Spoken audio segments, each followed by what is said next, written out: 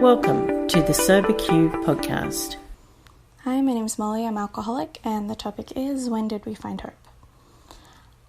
I did not find hope through any of my own attempts at sobriety. I had tried to get sober a couple of times before coming into the rooms of Alcoholics Anonymous, and those attempts had always seemed to leave me in doctor's offices or places that I didn't want to be, with people who didn't know what to do with someone like me.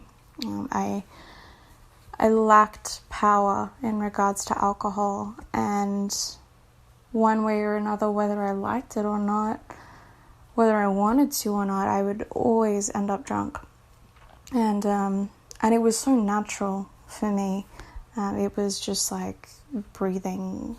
You know, if I was going to be awake that day, I was going to end up drunk. And then once I had started drinking, once I got a taste for it, I would just get thirstier, and there'd be absolutely no hope that I would be able to stop. So when I came into Alcoholics Anonymous and I heard people sharing that they drank like I did, I don't know if I found hope in that first meeting. I do quite often hear that some people do find hope in that first meeting. I don't know that was my experience, but I did find something that was enough for me to keep coming back, whether it was just having a place to be for an hour where people didn't kick me out, or whether it was the Tim Tams or the coffee. I'm not really sure, but I had no other option by that point.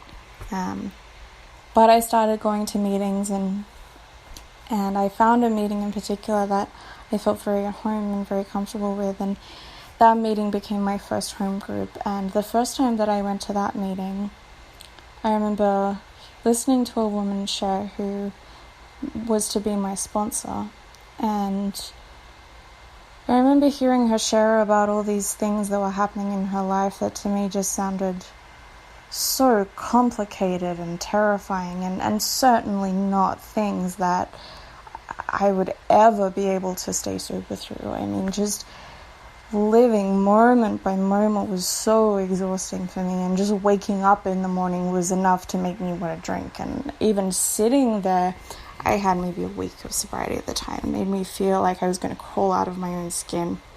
And she was sitting there, and she seemed to hold herself in a particular way of kind of grace and dignity.